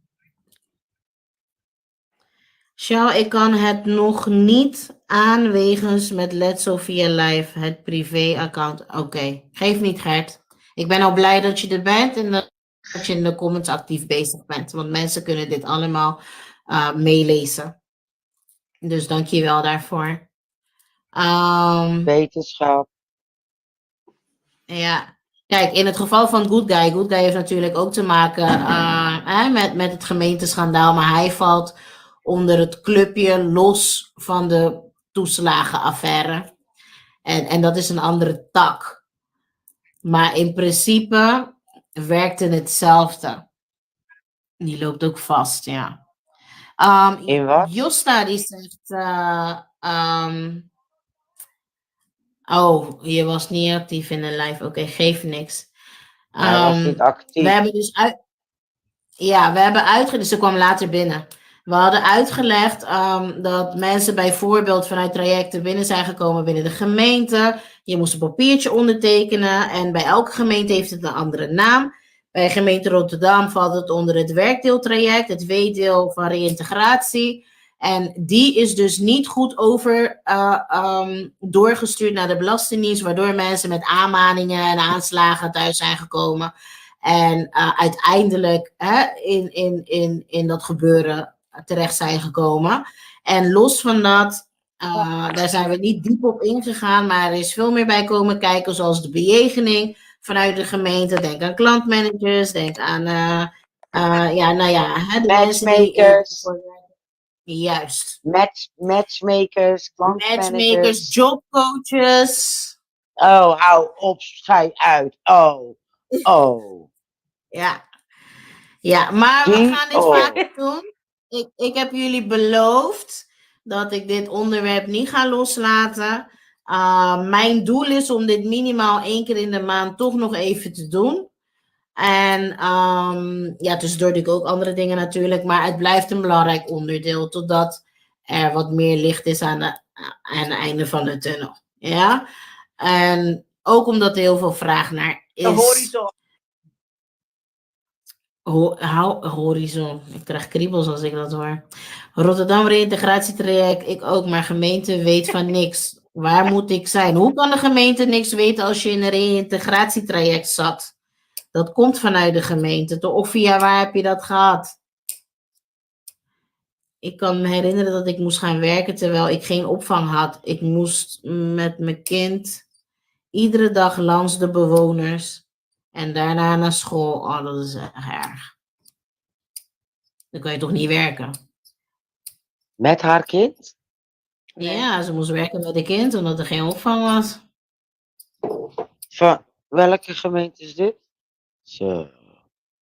Josta, van welke gemeente ben je? Josta is de persoon die mij heeft benaderd omtrent alleenstaande ouders die zich dus kapot werken, maar dat het uiteindelijk nadelig werkt als je dus fulltime werkt of een reëel salaris hebt. Amsterdam. Ja, Amsterdam. Dat is ook een gemeente, Ja. jongen, die ook niet echt geliefd is tussen de mensen. Yep. Aanmaningen van opleiding die je hebt gevolgd, zijn dat ook bewijzen? Dat zijn sowieso bewijzen, maar je hebt de aanmelding van de opleiding. Dat is je bewijs dat je de opleiding hebt gedaan. Heb je de opleiding niet afgerond, Ariel?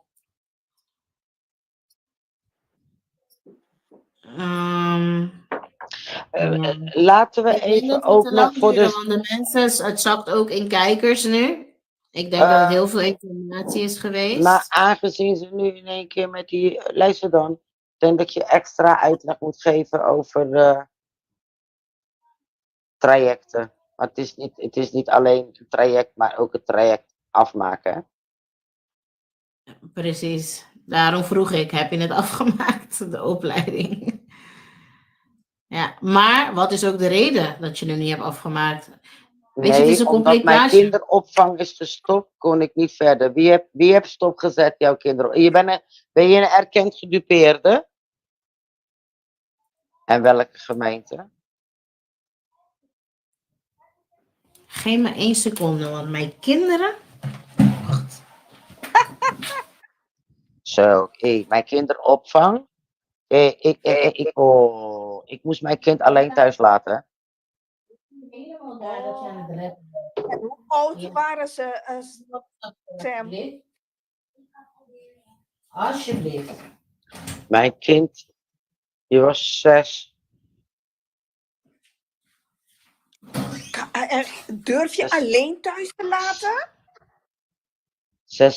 6,5. Ze dwongen mij. Dat is wel... Was je niet bang? Hoe bedoel je, was je niet bang? Ik heb de buren de oog gewoon zo. En ik bleef bellen elke keer. Oké, je had goede buren. Nou ja, die alleen de oogje naar de overkant. Ik heb gelukkig... je wil niet weten. Je wil niet weten. Ja. Ja, Gevonden, ja. good guy, goed zo. Hoe Maar kan ik nogmaals, aan de jongens, het is uitstel? heel belangrijk dat iedereen het grote plaatje gaat bekijken. Bekijk het grote plaatje. Probeer terug te gaan in die hersens. Hoe lastig het ook is om even te denken van, hé, ik ben hier gestart, ik ben daar beland, vanuit daar naar daar, vanuit daar naar daar, toen daar, toen daar. En dan zie je dat je in één visieuze cirkel zit en dat dat samen één groot plaatje vormt. Ja? Zoals ik eerder heb uitgelegd, je zat misschien in het traject, of je was aan het werk, of je had je eigen onderneming, je had aanslagen gekregen, vanuit daar kon je niet verder werken, huis kwijtgeraakt, kinderen kwijt misschien, geen opvang, geen netwerk om op terug te vallen. Al die dingen hebben met elkaar te maken en hoe snel ze zijn om actie te ondernemen. Want zelfs nu, voor de kerst, ja, ik heb 1 casus nu, althans het is niet een casus, iemand kwam informatie vragen. Deze persoon, ik vind het zo zielig en ergens ook zo dom. Dat is weer een casus waarbij de fout bij beide partijen zit. Zowel bij de burger als bij de instantie. 5 kinderen, uit goed geloof, uit de mond van iemand. Denk je dat je iets goeds hebt gedaan? Uiteindelijk kom je in de penarie. En binnen no time voor de kerstdagen zegt kinderbescherming: als jij je shit niet geregeld hebt voor 5 januari, nemen we je kinderen mee. Hoe? Gedupeerde. Ja, nee, deze is los van gedupeerden, maar dit soort dingen zijn ook gebeurd met gedupeerden. Gooi die Ja, dingen daar nou moest ik niet dus aan denken. in deze lijst. Ja, sorry, maar ik moest eraan denken, want het is gebeurd met de gedupeerden. Ben je Ja, vergeten over die ene casus van die 4 kinderen wat je me vertelde?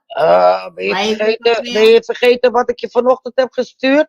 Huilende. Oké, dan. Ouwe, Oké. die ambtenaar die haar leven een hel maakt van gemeente Rotterdam. Wow. Die Ja, vrouw die huilt elke dag aan de telefoon. Elke dag. ja, ik Valse snap het. beschuldigingen. Terwijl ze geen alcohol, geen drugs, ze hebben schone bloed. Geen enkele druppeltje. En toch. Ja. Oké, we dwalen af. Sorry, het is mijn schuld dat we afdwalen. Het is mijn schuld. I'm sorry. Je, Maar goed, het is een hele riedel, jongens. Het is een hele ketting wat met elkaar te maken heeft. En nogmaals, wij zijn ook hier gewoon in onze vrije tijd informatie aan het delen met elkaar. Zoals altijd, maar we willen wel dat, nou ja, een ieder zichzelf helpt, maar dat wij op deze manier ook elkaar kunnen aansterken. Goed? Mijn zoon was 4 en hij bleef alleen thuis, soms kon niet anders. Ja, Het is ja. goed dat niemand Dat vind het ik heeft wel erg. gemeld ooit, want dan had je ook een probleem gehad. nou, Ja, daarom die Nou, risico ik- neem je. ik weet nog dat ik. Nee, daar gaat het niet om, die risico neem je. Want ik werd natuurlijk. Oh, dat is echt heftig. Maar in ieder geval, ik ga het gewoon zeggen. Ballen. Doei. Ik werd dus onder druk gezet dat ik gewoon, hoe dan ook, mijn kind thuis, alleen, boeit me niet. Je moet gaan werken. Whatever. Oké. En die matchmaker die wil me gewoon op een treinstation. In de nachten. Ik zeg, pardon? De treinstation in de nacht. Ja, ga niet achter je kind schuilen. Ik zeg, pardon. Ik zeg, dat kind ga ik niet in de nacht. Dus wat heb ik gedaan? Ik heb die veilig thuis gebeld. En ik heb gewoon gevraagd. En ik heb ook precies verteld wat ze van mij verwachten. En toen werd er echt doodleuk gezegd. Ja, maar weet je wat het is? U kunt het doen. Zolang er niemand klacht en een melding hebt of wat dan ook, is er niks aan de hand. Maar als de mensen bellen, dan heeft u een probleem. Ik zeg, ja, wil je dat eventjes aan hem ook vertellen? En dat gaan ze natuurlijk niet doen. Nou, Ja, Dan hoor je toch dat diegene door ja, een dan zit je weer organisatie... klem. ja. Dus ik Dan ging ben je gewoon... ver van huis. Ja, de nachten ging ik gewoon weigeren. Maar dan alsnog, die evenementen wat ik draaide, dat was gewoon, alsnog was ik om 2:30 s'nachts thuis. Maar hij wilde dat ik een dienst ging draaien van 10 uur tot 7 uur in de ochtend.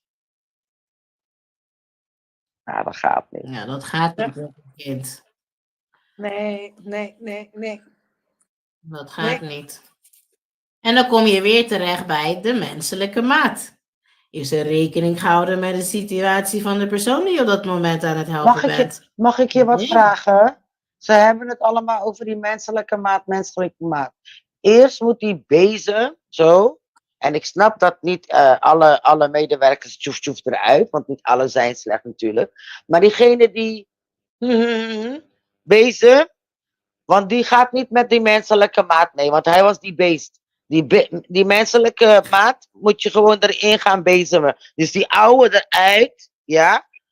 En dan moeten ze gewoon met levenservaring, deskundigen in gesprek gaan van hoe of wat. Hè, hoe kunnen we de menselijke maat. Hoor wat diegene zegt. Hè, zie en hoor de noodkreet. Want diegene is een mens. Jij bent een mens. Je bent een ambtenaar op een hoge stoel. En diegene die je hulp komt vragen, ja, is ook een mens. Ik zeg niet dat je 1 miljoen moet gaan uitdelen. Nee, hoor. Wat vraagt zij? Wat vraagt hij? En dan kunnen ze pas zeggen, wij werken aan de menselijke maat. Je kan niet aan de menselijke maat werken als die verropte appels niet eruit gaan. Daarom. Ja. Dat Ja. klopt. En één ding zijn we vergeten. Heel belangrijk. Thank God zegt Gert dit nu. Hij heeft zijn levensverhaal op digitaal papier vanaf 2007 tot heden en hij is nog niet klaar. Ik heb beloofd, sorry jongens, sorry. Mensen hebben me gevraagd om een video te maken over het herstelgebeuren, de VSO. Sam, kan jij even uitleggen hoe dat in zijn werk zit? De VSO. Gelijkwaardigheidsherstel. Ik ga nog steeds een post maken. Ja, jongens, neem me niet kwalijk. Ik ga ook de links erbij toevoegen, maar leg eens even uit, Sam. Maar Hoe werkt het? jij hebt je al inmiddels aangemeld of niet? Nee. Ja, ik heb mij aangemeld. Ja. Gelijkwaardig herstel is via, dat heeft natuurlijk Prinses Laurentien ook een top.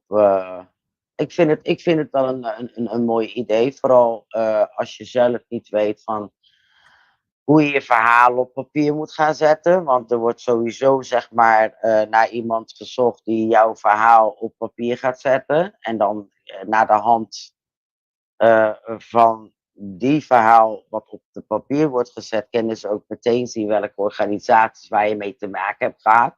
Dus het gaat vanaf jongs af aan tot aan de toeslagen wat je hebt meegemaakt. En dat kan dus binnen 3 uurtjes, kun je dan achter, dan krijg je dan eigenlijk te horen, bijvoorbeeld, joh, ik noem maar iets, hè. Nou, dit is het bedrag. Ga je ermee akkoord? Ga je er niet mee akkoord, dan kan je naar de commissie werkelijke schade. Ga je ermee akkoord, dan sluit je het af en dan is het klaar. Zo zit het in elkaar, zeg maar. De VSO is eigenlijk, ja, ik vind het een mooie regeling. Ik vind het echt een hele mooie regeling. Ja, dus voor de mensen, als jullie ook zoiets hebben van ik ben het zat. Kijk, Gert, die is nu op zichzelf. Sam trouwens heeft ook op zichzelf haar eigen levensverhaal op papier gezet. Gert die doet het nu ook zelf. Maar als je dit doet via het gelijkwaardigheidsherstel, wat afkomstig is vanuit Prinses Laurentien, ja, dan krijg jij de hulpmiddelen. Want ik kan me voorstellen, als ik nu moet gaan zitten tikken, mijn verhaal van waar ik was en waar ik nu ben, en het gaat van begin tot heden. En ik ben nog niet klaar, hè? Ik heb 34 pagina's getikt. En Shell, ik ben dus een paar dagen geleden ben ik weer begonnen te tikken. En ik heb er nu weer 30 erbij getikt. En ik moet nog een stuk. En dan moet nog een stuk van mijn kinderen. Ja, dus je bent nog even bezig. Maar het fijne dus aan dit, wat Prinses Laurentien doet, zij geeft jou de mogelijkheid dat er een professionele schrijver wordt ingeschakeld. Die wanneer jij kan. Tempo, juist, op jouw tempo. Juist. Is het in 4 keren, 5 keren, 6 keren, op jouw tempo. En zodra het gewoon af is, ja, dan kan dat gewoon zeg maar binnen 3 uurtjes tijd door de advocaten wordt het gewoon aan tafel nagekeken. En dan kan je al horen van hoe of wat. Dus als je in het proces zit en er wordt nagekeken nadat jouw verhaal op papier is, dan kan je, de regie heb je zelf in de hand. Wil je die kant gaan of wil je die kant gaan? Wil je zeggen van ik stop hiermee, ik heb er voldoening mee, dan ga je met de VSO. En ga je niet blij zijn met wat je te horen krijgt, dan zeg je, dan ga ik pak je je matje op, dan ga je naar de commissie werkelijke schade. En dat is voor heel veel een hele mooie optie. Ik ga voor de civiele trouwens. Ja, wil je uitleggen wat het is voor de mensen in de comments?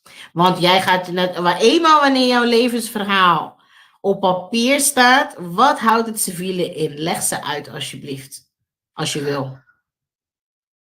Ja, hoe kan ik het uitleggen? Ik ga dus niet een VSO, ik ga geen schikking, ik ga helemaal niks. En ik wil gewoon dat elke ambtenaar die hier gewoon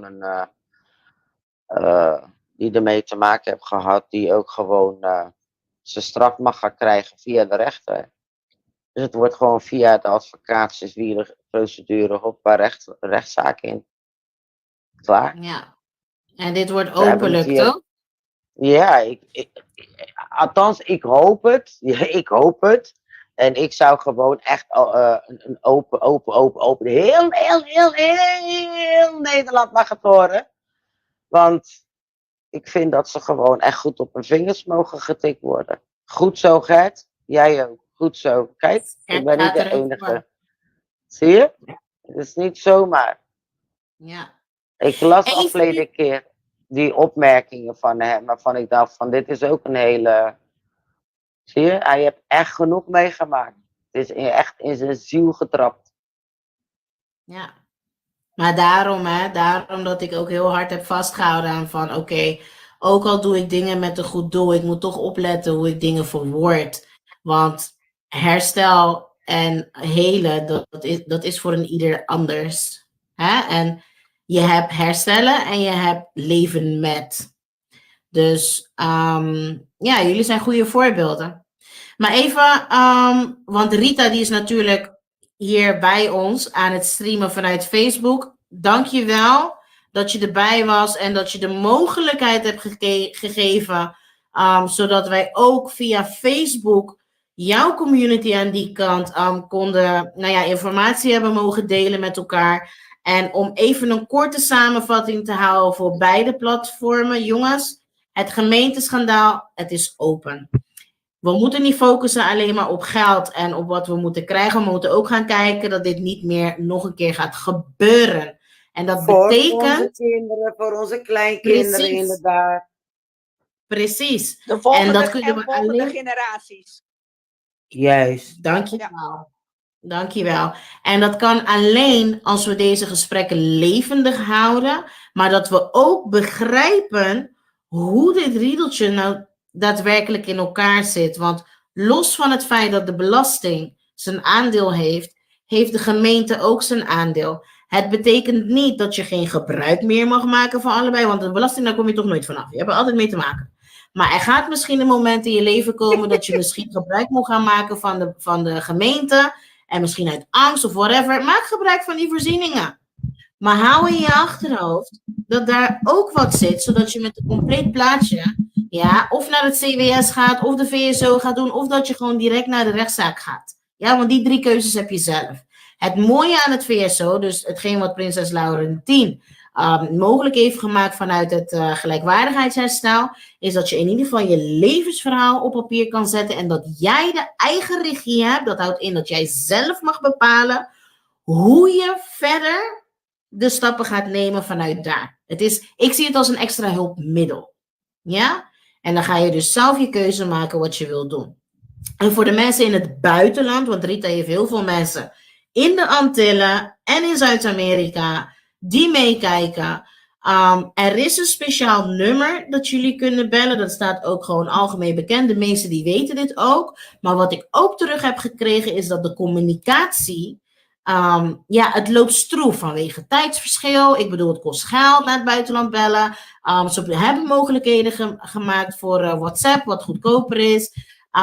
Maar ik wil wel blijven zeggen, zorg dat je heel veel meer verkeer probeert te mailen. Je hebt alles op papier. Ja? Je hebt alles op papier, dan heb je de namen, je hebt de e-mails. Maar dat je ook op de hoogte blijft van de mogelijkheden die er zijn. Want zelfs jullie, die ook vanuit de gemeente en de Belastingdienst gedupeerd zijn, die kunnen hier wat mee. En maak gebruik van die informatie, alsjeblieft. Als jij er wat mee wil doen. Want heel veel hebben ook zoiets van, ja joh, ik heb mijn 30.000 gehad, ik ben klaar. Ja, die heb je ertussen en dat moet jij zelf weten. Ja, ik ben door de internationale beoordeling en ik hoef niet naar het CWS, want het duurt te lang. Die heb je ook ertussen, wat ik snap. Maar weet dat deze mogelijkheid er is, als je er echt wat van wil gaan maken. Please.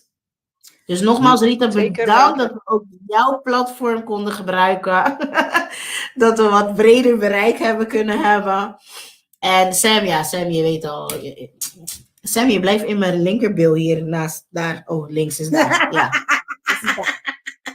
Het nergens naartoe. Nee, Ja. Zullen we de live nou, eindigen? Zijn er met nog Shell, een paar ik wil, vragen? eigenlijk Ik wil bedanken, één ding nog dat ik, antwoorden over Nina. Zeg ik het goed? Zij is erkend gedupeerde van de belasting. Zij heeft trajecten moeten volgen. Nina, luister je mee? Nina is niet in de comments. Ja. Ja, ik ben Ja, er. oké. Luister. Ja. Als jij een gedupeerde van, even kijken, als jij een gedupeerde bent van de belasting, hè, en erkend gedupeerd, dan heb je ook nu een contactpersoon vanuit de gemeente.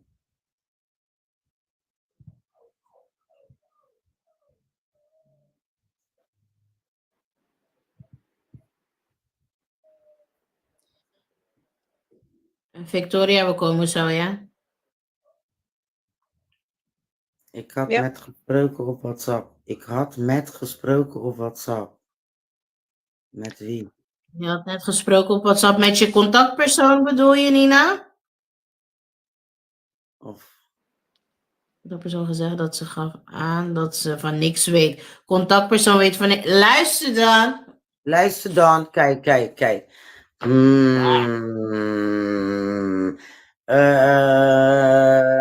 Gaan we weer. Ik Oké, heb een weet je wat je contactpersoon doet, Nina? gehad. Dan stuur mij een privéberichtje op de TikTok. Inbox. Dus dat Inbox. in inbox. Dus stuur even een berichtje, dan kan ik gewoon verder gaan daar. Ja. Jongens, nogmaals, we hebben mensen die werken met hun hart en die anderen die werken met hun portemonnee, ja? Ik had er één waar ik ook echt geen clinch mee had. Hij maakte afspraken met mij, hij kwam ze niet na. Belde te laat. En het was één drama. En ik kreeg een blokkade elke keer dat ik in contact moest komen met deze man. En ik ben al heel snel van, ik ga naar je manager, ik ga naar dit, maar ik bleef bevroren en ik dacht, ik laat het. Totdat ik in contact kwam, ik ben benaderd hier op TikTok en ik kwam in contact met iemand.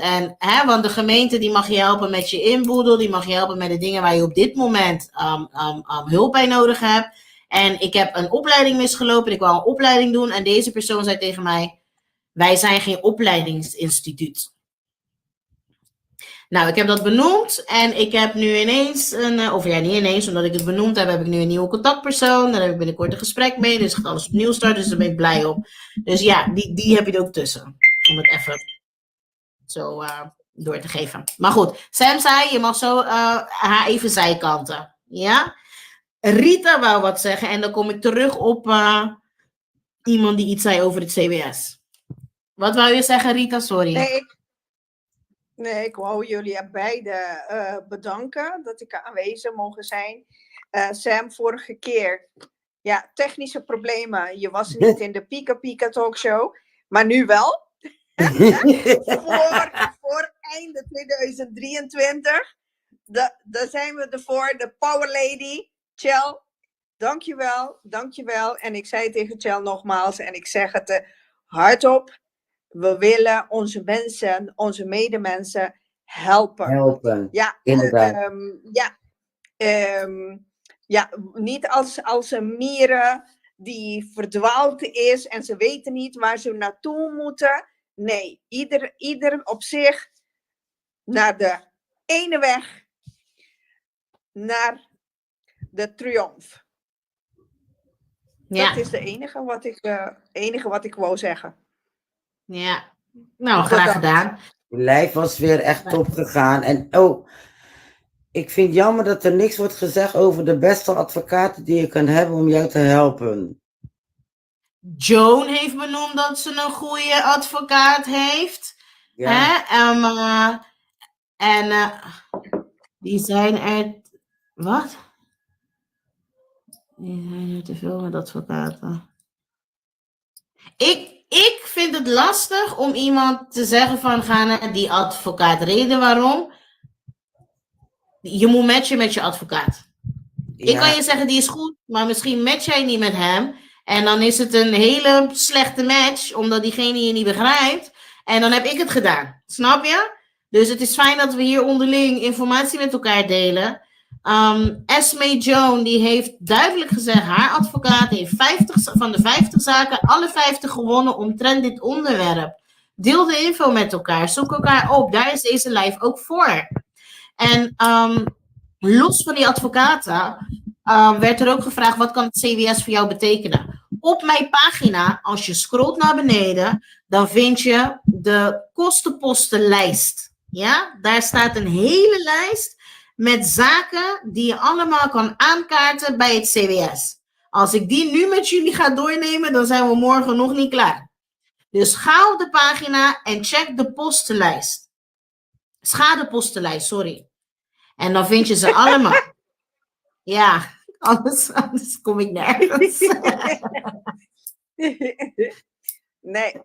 Dus. Nou jongens, we gaan dit sowieso in het nieuwe jaar gaan we het er weer over hebben. We gaan ook kijken naar welke mogelijkheden er zijn. Want er zijn nog steeds acties die gevoerd worden. Plekken waar we bijeen kunnen komen. Gesprekken die gevoerd worden met mensen vanuit hogere posities en dingen. Als er informatie is die we kunnen delen daarover, gaan we dat ook doen. Want er zijn demonstraties geweest. Dus die zullen er waarschijnlijk nog een keer zijn. Dus dat kunnen we ook aankondigen. Dus hou de pagina in de gaten. Volg Sam via Twitter voor de mensen die niet precies weten hoe of wat. Kijk, op Twitter, Sam werkt met haar hart. Af en toe komt ze heel hard door de bocht. Maar het is real. Dus ga lekker scrollen. Yes. Ga lekker scrollen. Zoek het allemaal terug. En hou in het gedachte. Dit is iemand die pijn heeft en spreekt vanuit pijn. Maar toch nog die balans probeert te vinden. Maar op die ene zere plek drukt. En daarom gebruik ik mijn platform ook. Zodat zij de mogelijkheid heeft om dit te kunnen delen met jullie. Rita die staat er ook voor open. Zo zijn er meer mensen die op hun eigen manier er ook voor openstaan. En ja, samen kunnen wij dit in ieder geval op deze manier momenteel doen. Ja? Dus nogmaals dames, ik ga jullie allebei bedanken. Ik ga jullie allebei een hele fijne avond toewensen. Yes. Gert, 2 uurtjes hè Gert? Zie je? Gert zei tegen mij in de comments, 1 uur is niet genoeg. Ik zei je toch? Nee, hij heeft gelijk Ik gehad. zei je toch? Ik zei je. Ik kon het je voorstellen. Ja. En ik wou iedereen zeggen van 2024. Let's go. En ik hoor wel van jou, hè, wanneer je diegene hebt gevonden met die grote ballen. Ja, ik ga zo meteen gelijk linken. Kom goed. Ja. Yes. Jongens, Zeker ik wens weten, jullie Sam. allemaal Zeker weten. een hele fijne avond. Dank jullie wel voor het delen, voor het tikken, voor het luisteren, voor jullie informatie. Kijk hier, fijne avond iedereen. Dank jullie wel nogmaals. Top, daar doen we het voor. En jullie zien ons snel weer terug. En alvast een hele fijne jaarwisseling.